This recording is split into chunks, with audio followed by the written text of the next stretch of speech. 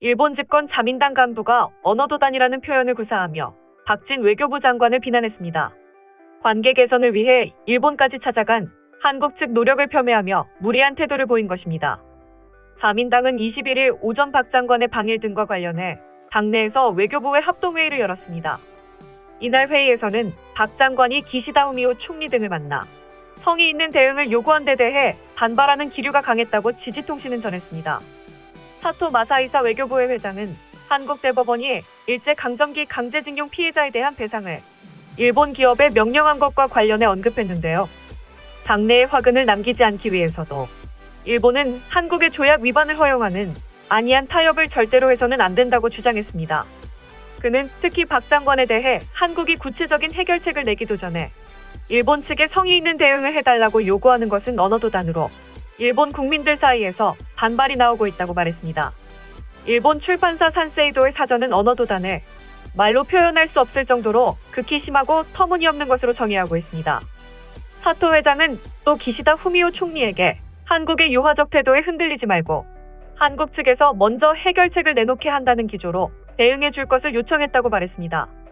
사토 회장은 자위대 출신의 극우 강경파로 아베 신조 정권 때 외무부 대신을 지냈던 인물입니다. 그는 지난 5월 한국이 윤석열 대통령 취임식에 기시다 총리의 참석을 요청한 데 대해 한국에 잘못된 메시지를 줄 수 있기 때문에 기시다 총리가 참석해서는 안 된다라며 반대 여론을 주도했습니다. 한국이 독도 남쪽 해상에서 해양조사를 실시한 것과 관련해 한국의 도발은 기시다 총리의 얼굴에 사정없이 똥칠을 한 것이라고 해도 과언이 아니다라고 막말을 하기도 했습니다. 일본 정치인들이 이런 식으로 나오자 일본 국민들도 혐한 인식을 계속해서 드러내기 시작했습니다. 일본인의 10명 중 5명은 자위대의 존재를 헌법에 명기하는 집권 자민당의 헌법 개정에 찬성하는 것으로 나타났습니다. 19일 아사히 신문이 발표한 여론조사에서 기시다 후미오 정권 아래 헌법 구조 개정으로 자위대 존재를 명기하는데 찬반을 질문한 결과 찬성은 51%였습니다. 반대 33%를 웃돌았습니다. 아베 신조 전 총리가 재임 중이던 2018년 같은 취지의 여론조사에서는 자위대의 존재 명기에 대한 찬성이 55%, 반대가 51%였습니다. 약 4년 만에 찬반 비율이 뒤바뀐 것입니다. 러시아의 우크라이나 침공, 북한의 핵미사일 개발 문제 등이 복합적으로 영향을 끼친 것으로 보입니다. 지난 7월 10일 치러진 참의원 선거에서 개헌 국회발의 조건인 3분의 2석을 개헌 찬성 세력이 유지한 데 대해 좋았다는 응답은 53%였습니다. 좋지 않았다는 29%였습니다.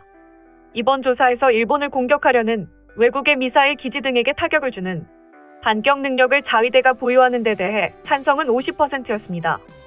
반대 40%를 웃돌았습니다. 일본의 반격 능력 보유는 전수방위 위반 가능성을 품고 있으나 일본 정부는 보유를 추진하고 있습니다. 다만 기시다 총리에게 가장 주력했으면 하는 정책을 묻자 5개 응답 항목 중 헌법 개정은 6%로 가장 낮았습니다. 물가 대책이 30%로 가장 많았으며 사회보장이 23%, 경기 고용이 22%, 외교 안보가 15% 등이었습니다. 실제로 현재 기시다 내각은 헌법 개정 등 군사력 강화에는 힘쓰고 있으나 경제 정책에 대해서는 소극적인 모습을 보이고 있습니다. 이러한 상황이 계속되자 최근 기시다 내각의 지지율은 57%를 기록했습니다. 직전 조사인 5월 조사에 비해 2%포인트 하락했습니다.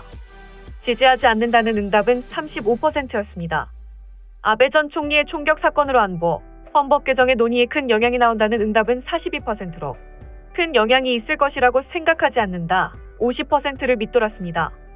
한편 아베 전 총리의 총격 사망과 관련 정치 사회 방식을 폭력으로 바꾸는 움직임이 일본에서 늘어나고 있다고 불안을 느낀다는 59%로 과반수를 넘었습니다. 그렇게 생각하지 않는다는 38%였습니다.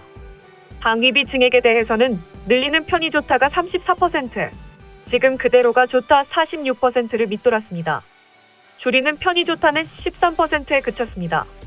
이번 아사히 여론조사는 지난 16일부터 다음 달 7일 전국 유권자를 대상으로 실시되고 있습니다. 유무선 전화를 통한 RDD 방식으로 진행됐으며 총 1,335명에게 유효 응답을 얻었습니다. 이에 대해 정치 전문가들은 한국 정부가 일본에서 귀국한 지 하루 만에 일본 정부가 뒤통수를 친 것이라며 일본 정부는 한국의 요구를 받아들일 수 없다는 입장이다. 결국 일본 정부는 말이 통하지 않으면 힘에 의한 공포를 심어 굴복시키는 것만이 해결책이라고 생각하고 있다며 강경한 일본에 비해 부드러운 모습을 보이는 윤 정부가 대체 어느 나라의 정부인지 모르겠다고 전했습니다. 다음은 해당 소식을 접한 일본 네티즌들의 반응입니다. 한국은 약속사를 안 지키는 게 보통인가요?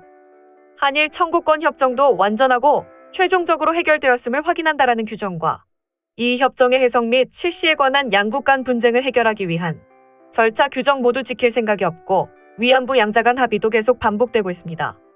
이 나라의 법도 질서도 없이 독선적인 병적 주장을 되풀이하는 분들은 한국 정부의 실패한 정책에 의한 희생자로 한국에 청구하시기 바랍니다. 이를 일본 상대로 주장하는 것은 어불성설입니다. 굴욕 외교라든지 저자세 굴욕 외교라고 하는데 초강수로 와도 상관없습니다. 결과가 어떻게 될지는 모르겠지만요. 일본뿐만 아니라 대미, 대중, 대유럽 각각 이해가 있고 협상입니다. 자기들 뜻대로 되지 않는다고 경솔하게 굴욕 운운하면 안 돼요. 당신들 것보다 유교국가 사람들은 이 경향이 강하죠. 어쨌든 현재로서는 일본 측이 양보할 여지가 전혀 없기 때문에 어쩔 수 없습니다. 아무런 증거 없이 증명할 것도 없고 단지 피해자라고 호소해도 보통은 아무도 상대하지 않는다. 한국 정부나 언론의 조작으로 일본이 이를 상대해왔기 때문에 결국 이런 어려움을 겪게 만들었다. 특히 거짓이나 조작을 들추지 않으려는 언론이 가장 큰 문제. 한국에서는 진실을 밝히고 전달하는 것이 언론의 사명은 아닌 것 같다. 반일이라는 필터를 언제까지 걸 것인가? 지금까지 제시된 반증 증거를 어떻게 파악할 것인가? 어느 한 곳으로 기울지 않은 요소 없이 사실만을 추구했다고 말할 수 있는가? 한국 언론의 입지가 의문이라고 생각하는데 이제 이 나라와의 관계를 진지하게 생각할 때가 된 것인지도 모르겠네요. 시민단체 등의 의견이 국민이나 정부에 영향을 미치는 신기한 나라.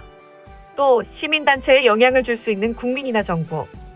하지만 그 시민단체 등은 북쪽의 의도를 달성하기 위해 조작되고 있는 것도 있을 것입니다. 물론 권력이 이어지는 자들의 영향도 있을 것입니다. 역대 정권이 지지율 확보를 위해 반일 시민단체의 행동들을 허용해왔다. 문 정권에 이르러서는 국제조약, 국제합의, 제네바 협정 등의 위반에 대해서도 허용을 넘어 그들을 지원해왔다. 게다가 윤 정권에 들어서도 대일본 정책에 대해서는 시민단체가 민의라며 이용하고 있으니 한일 관계가 개선될 리가 없다. 그 나라의 국민 대다수가 나라가 바탕나더라도 일본에는 지고 싶지 않기 때문에 반일 시민단체를 지지하고 있으니 징용공 현금화를 기회로 잠시 관계를 닫는 게 낫지 않을까요? 그쪽 국민이 시민단체 쪽이 비정상적이라고 깨닫기까지 과연 얼마나 걸릴지 모르겠습니다만 국민 모두가 반대하지만 돈은 받은 것이 사실이어서 자칭 피해자 몇 명은 최소한 동참했을 것이다. 문 정권이 말하는 피해자 구제라는 명분과도 크게 모순되는 얘기. 이런 식으로 정치적 내지 스탕스를 진행하다 보니 국교 단절이 된들 별로 상관없고 마음대로 폭주하게 둬도 상관없을 것 같다. 한국만큼 미친 짓이라고는 하지 않지만 제대로 문제 삼고 비판하고 부정한다면 한국의 친일 정권이 탄생하지 않는 것과 같아서 일본의 친한 정권이 탄생하기 어려운 상황이 될 텐데요. 일본은 겉모습과 속마음을 나눕니다. 한국에 의연하게 대응한다는 발언에 많은 분들이 지지하고 있고요. 문 전 정부 마지막에도 2015년 합의는 정식 정부 간 합의로 인정하고 있다.